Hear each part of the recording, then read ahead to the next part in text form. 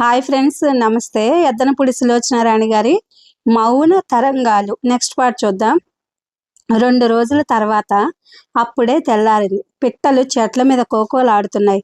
బయట ఆకాశంలో విమానం వెళ్తున్న రొద వినిపిస్తోంది. విజయ్ తన ఇంట్లో కిచెన్లో కాఫీ కలుపుకుంటున్నాడు. కాఫీ డికాషన్ వాసన ఇల్లంతా వ్యాపిస్తోంది. మేడమ్మకి జ్వరంగా ఉంది. 2 రోజుల నుంచి లేవడం లేదు. రాత్రి కాస్త జ్వరం తగ్గి బ్రెడ్ తింది.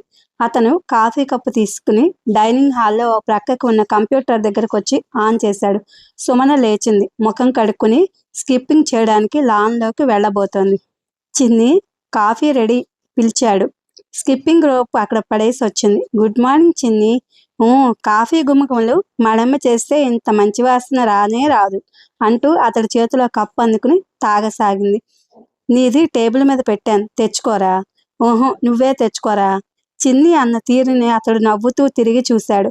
రాత్రి కలతలెరిగిన సుఖనిద్రపోయిన ముఖం ఫ్రెష్గా ఉంది.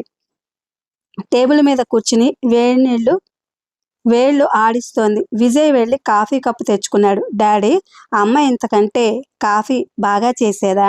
బ్రహ్మాండంగా. మీ అమ్మ కాఫీ ముందు ఇది గంజినీళ్ళు అనుకో. నాన్సెన్స్. అమ్మ మాట వస్తే చాలు నువ్వు పొగడ్తలు. ఇంతకంటే కాఫీ ఇంకెవరూ బాగా చేయలేరా డాడీ? విజయ్ చిరునవ్వుతో కంప్యూటర్ వైపు చూస్తూ అన్నాడు. డాడీ, సుమన పిలిచింది. You love your wife? కనుబొమ్మలు చిట్లించి అడిగింది. I love your mummy. నీ వైఫ్గా లవ్ ఎక్కువ, నా మమ్మీగానా?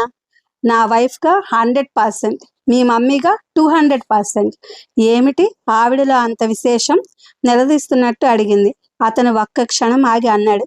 విశేషం ఏమిటంటే ఆవిడ ఉమ, నాకు నచ్చిన ఉమ, నేనంటే చాలా ఇష్టపడే ఉమ, నా చిన్నీకి జన్మనిచ్చిన ఉమ. సుమన చెవులు మూసుకుంది. Daddy, stop it. ప్రొద్దుటే నన్ను చాలా బోర్ కొట్టేస్తున్నావు. బోరు కొడుతున్నానా? అవును అవును అవును. ఎప్పుడో 14 సంవత్సరాల క్రిందట పోయిన మనిషిని ఇప్పుడే ఇక్కడే ఆ వంటింట్లోనే ఉన్నట్టు పేరు జపిస్తున్నావు. నాకు జలసిగా ఉంది. నీకు జలసియా? అతను ఆశ్చర్యంగా నటించాడు.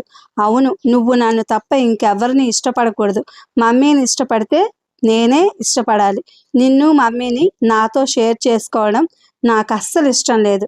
I love my mummy, she is great, no doubt. అలాగే నిన్ను కూడా ఇంకెవ్వరూ నాతో షేర్ చేసుకోవడానికి వీల్లేదు. I love my daddy. అతను నవ్వేశాడు. Bye daddy. సుమన స్కిప్పింగ్ చేసుకోవడానికి పరిగెత్తింది. ఏ గుడ్ గర్ల్, పేపర్ వచ్చి ఉంటుంది, కాస్త ఇటు పడేసేళ్ళమ్మా. పేపర్ ఎందుకమ్మా? నీకు కంప్యూటర్లో చదువుకోమ్మా. పేపరే. ఎడిటోరియల్ ఫుల్గా చదవాలి. ఐ లైక్ ఇట్, కొంచెం ఇవ్వు. ఓకే. సుమన వరండా వైపు పరిగెత్తింది. విజయ్ ఈమెయిల్ చూసుకుంటున్నాడు. 2 నిమిషాలు గడిచాయి. డాడీ, సుమన గావుకేక పెట్టింది. విజయ్ ఉలిక్కిపడి తిరిగి చూశాడు. సుమన పేపర్ పట్టుకుని పరిగెత్తుకొస్తోంది. ముఖంలో భయం, ఆదుర్త. డాడీ, ఏమైందిరా? డాడీ అతన్ని గట్టిగా పట్టేసుకుని మెడ దగ్గర ముఖం దాచుకుంది. ఏమైంది చిన్ని? ఎందుకంత భయపడుతున్నావు? కంగారుగా అడిగాడు. ఆ పేపర్ చూడు. అతన్ని ఇంకా ఖర్చుకుపోతూ అంది. చిన్నప్పుడు పాములు ఉన్నాయన్నా, దయ్యాలు ఉన్నాయన్నా విన్నా ఇలాగే చేసేది. చాలా భయపడితేనే అట్లా వచ్చేస్తుంది. ఏముంది పేపర్లో? అతను చూశాడు. మొదటి పేజీ అంది కళ్ళు మూసుకుని. విజయ్ అప్పటికే చూస్తున్నాడు. 3 పిల్లల తల్లి పిల్లల మీద తన మీద కృష్ణాయిలు పోసుకుని చచ్చిపోయింది. శవాలు భయంకరంగా ఉన్నాయి. డాడీ, నాకు భయమేస్తోంది, వణుకుతున్న కంఠంతో అంది. ఇలాంటి వాటికి భయపడకూడదు. నీకు ఎన్నిసార్లు చెప్పాను తల్లి. నువ్వు పెద్దదానివయ్యావు, ధైర్యం తెచ్చుకోవాలి. పెద్దయిన కొద్దీ ఆ బాధ బాగా తెలిసి భయం ఇంకా ఎక్కువైపోతోంది నాకు. వాళ్ళెందుకు అలా భయంకరంగా చచ్చిపోతారు? ఏవో బాధలు భరించలేక అలా చేస్తారమ్మా. బాధలు వస్తే అంత దారుణంగా చచ్చిపోవలసిందేనా? చచ్చిపోకూడదు అలా అని చాలామంది అనుకుంటారు, ఎదురు తిరిగి పోరాడతారు. కానీ కొంతమందికి ఆ శక్తి ఉండదమ్మా. అదే ఎందుకని అడుగుతున్నాను. వారిని ప్రేమగా చూసేవారు, రక్షించేవారు ఉండరా? ఉండే ఉంటారు. కానీ ఆ క్షణంలో వారికి విరక్తి లాంటిదేదో వస్తుందమ్మా. చిన్ని, ఈ ప్రపంచంలో చాలామంది బాధలు పడుతున్నారు. కానీ అందరూ చావు పరిష్కారం అని అనుకోవడం లేదు. మంచి రోజులు వస్తాయమ్మా అని నమ్మకంగా ఎదురు చూస్తూ ఆ బాధలు భరిస్తారు. మరి వీళ్ళెందుకు అలా అనుకోలేదు? చెప్పానుగా, కొంతమందికి అలా ధైర్యంగా ఉండలేరు అని. అది ఎవరి తప్పు? నువ్వే చెప్పు. బహుశా 50/50 అంటే 50-50 అయి ఉంటుందేమో. ఇది ఒకళ్ళు నిర్ణయించలేని విషయాలు చెంది కొలమానానికి అందని సూక్ష్మ సంగతులు కొన్ని ఉంటాయి. నువ్వు ఈ ప్రపంచంలో అనేక సంఘటనలు జరుగుతూ ఉంటాయి. ప్రతి దానికి ఇలా భయపడితే ఇంతసేపు దాని గురించి నువ్వు ఆలోచిస్తే నాకు నచ్చడం లేదు. విజయ్ కూతుర్ని తన మెడ దగ్గర నుంచి బలవంతంగా ఎదురుగా కుర్చీలో కోలేశాడు. నాకు ఇలాంటివి చూస్తే చాలా భయమేస్తుంది డాడీ. రాత్రి వేళ పీడకలలు కూడా వస్తాయి. చిన్ని ఏడుస్తూ చేతుల్లో ముఖం కప్పుకుంది. విజయ్ కూతుర్ని దగ్గరకు తీసుకున్నాడు. అతని మనసు ఆందోళనమయంగా అయిపోతోంది. దాదాపు అయిపోయింది. ఎందుకంటే చిన్ని పరిస్థితి చూస్తే అతనికి ఎప్పుడూ అంతే. ఆ పిల్ల బాధపడుతుంటే అతను చూడలేడు. చిన్ని, నేను ఇప్పటికి నీకు చాలాసార్లు చెప్పానమ్మా, ఈ ప్రపంచంలో అందమైన సున్నిత విషయాలే కాదు, భయంకరమైన వికృతమైనవి కూడా చాలా ఉన్నాయి. బెదిరిపోకుండా ధైర్యంగా ఆత్మవిశ్వాసంతో వాటిని నిర్లిప్తంగా చూడడం నేర్చుకోవాలి. మనం కోరుకున్నట్టు ఈ ప్రపంచం ఎప్పుడూ ఉండదు. ఈ ప్రపంచం అంతా సుడిగుండాలమయం, భూకంపాలమయం, విషవలయంగా మారిపోతోందని అందరూ ఆదుర్దాపడుతున్న మాట నిజమే. కానీ ఎవరికి వారే జీవితాన్ని ఒక రక్షిత దీవిలా మార్చుకోవాలి. ధీమాగా బ్రతకగలగాలి. నాకు అవి లేవు అనిపిస్తోంది డాడీ. నాకు అవి రావు. I'm week. షటప్. లేవని అనుకోవద్దు. నీవు ఉన్నాయని నువ్వు నమ్మకం పెట్టుకో. ఇలా బెంబేలు పడిపోతూ పిరికిదానిలా తయారైతే నువ్వు జీవితంలో ఏమి చేయలేవమ్మా. ఆనందం అనుభవించలేవు. ఎంతసేపు ఆ బాధనే తలుచుకుంటూ ఉంటావు. మరి సంతోషం ఎప్పుడు అనుభవిస్తావు నువ్వు? నీతో ఉన్నప్పుడే నాకు సంతోషం. సుమన భుజాలు గట్టిగా పట్టుకుని లేపి కుదుపుతూ బిగ్గరగా అన్నాడు. ఏది నవ్వు ఒక్కసారి డాడీ కోసం ప్లీజ్, కమాన్ క్విక్ అడిగాడు. సుమన నవ్వు తెచ్చుకుంది. సారీ డాడీ అంది. సారీ చెప్పొద్దు. నువ్వు ధైర్యంగా ఉండాలి. అదే నాకు కావాలి. అసలు ఆ పేపర్ చూడకుండా ఉంటే పోయేది. పేపర్ని చూసి ముఖం తిప్పేసుకుంటూ అంది. అది చాలా రాంగ్. నువ్వు చూడడం మానేస్తే ఈ ప్రపంచంలో ఘోరాలు నేరాలు లేకుండా పోతాయా? ఇంతకంటే భయంకరమైనవి జరుగుతున్నాయి. అలాంటి ప్రపంచంలో మనం బ్రతకాల్సి వస్తోంది చిన్ని. నేను నీకు చెప్పేది ఒక్కటే. ప్రపంచంలో చెడే కాదు, మంచి విషయాలు కూడా చాలా ఉన్నాయి. అవి మనకి ఆనందాన్ని ధైర్యాన్ని ఇస్తాయి. వాటి ఉనికిని మనమే వెతుక్కోవాలి. అంతేకాదు వాటి ఉనికిని పెంచడానికి కూడా మనం కృషి చేయాలి. ఆ వైపుగా నీ దృక్పథం పెంచుకోవాలి. ఇదిగో నీ స్కిప్పింగ్ రోప్, వెళ్ళు స్కిప్పింగ్ చేయి అన్నాడు. వద్దు డాడీ, నా రూమ్లోకి వెళ్ళి కాసేపు మ్యూజిక్ వింటాను అంది. ఓకే, కానీ ఓన్లీ 30 minutes. నీకు ఇష్టమైన ఆనియన్ దోశ వేస్తాను. బ్రేక్ఫాస్ట్ తిందు కానీ రా. నాకు ఆకలి లేదు డాడీ. రిలాక్స్ అవ్వు. పారిపోయిన ఆకలి తిరిగి వస్తుంది. సరే. సుమన పైకి వెళ్ళిపోయింది.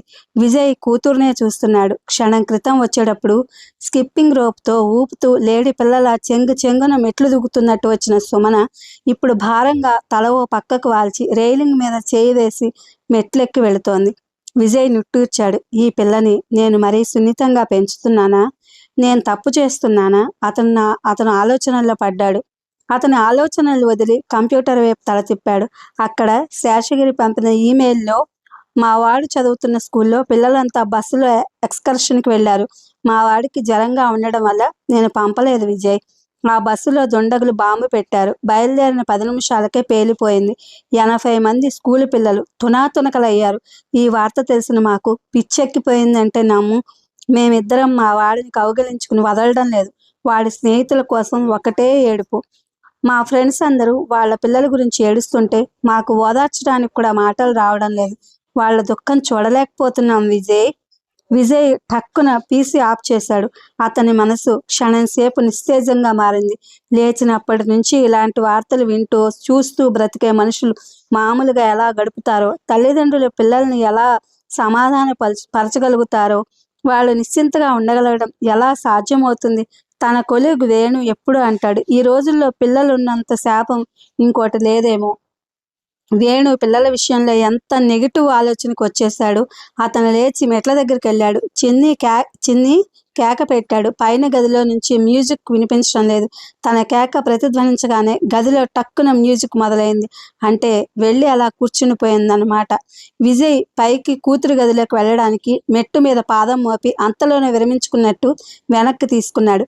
పైకి వెళ్ళి చెదిరిపోయిన మనసుతో ఉదాసీనంగా ఉన్న కూతురిని నవ్వించే సంభాషణ చేసి ఉత్సాహపరచాలనిపించలేదు. కానీ నిగ్రహించుకున్నాడు. ఉత్సాహపరచాలనిపించింది చిన్నీని, కానీ నిగ్రహించుకున్నాడు. వెళ్ళకూడదు. చిన్ని పెద్దదైంది. ఆమె తన మనసుని తానే గట్టిపరుచుకోవాలి. కంట్రోల్ చేసుకునే ధైర్యం ఆమెకు ఉండాలి. తనే ధైర్యంగా ఉండాలి. పిల్లలకి తల్లిదండ్రులు కొంతవరకే ధైర్యం చెప్పగలుగుతారు. తర్వాత వారి పోరాటం వారే చేయాలి. ఆ శక్తి తల్లిదండ్రులే ఇవ్వాలి. అంతవరకే వారి హద్దు అని తల్లిదండ్రులు తెలుసుకోవాలి. విజయ్ మనసు కుదుటపరుచుకున్నాడు.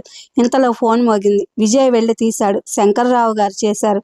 చెప్పండి డాడీ అన్నాడు. తండ్రి కంఠం వినగానే అతనికి సంతోషం కలిగింది. ఎప్పుడో గాని ఆయనంతా ఆయన చెయ్యరు. విజయ్, బిజీగా ఉన్నావమ్మా? డిస్టర్బ్ చేశానా? లేదు డాడీ. చిన్ని ఏం చేస్తోంది? పైన గదిలో మ్యూజిక్ వింటోంది. చెప్పండి, మమ్మీ ఎలా ఉంది? She is fine. Padma, Aruna ఎలా ఉన్నారు? నేను వాళ్ళతో మాట్లాడి చాలా రోజులైంది. వాళ్ళ సంసారాలు, వాళ్ళ పిల్లలతో వారంతా బిజీ విజయ్. ఆయన సందేహంగా అడిగారు. చెప్పండి డాడీ, ఏం కావాలి మీకు? నేను లంచ్కి నీ దగ్గరికి వద్దామనుకుంటున్నాను రా.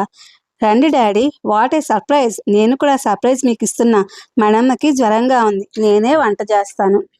అరెరే, నాకు తెలియదు. పోన్లే, నేను నిన్ను నాతో మా క్లబ్కి తీసుకెళ్తాను. వద్దు డాడీ, ఇంటి భోజనమే బాగుంటుంది. నీకు ఇష్టమైన వంకాయ కారం పెట్టిన కూర, ఆనియన్ సాంబార్ నేను చేస్తానుగా. అది కాదు విజయ్.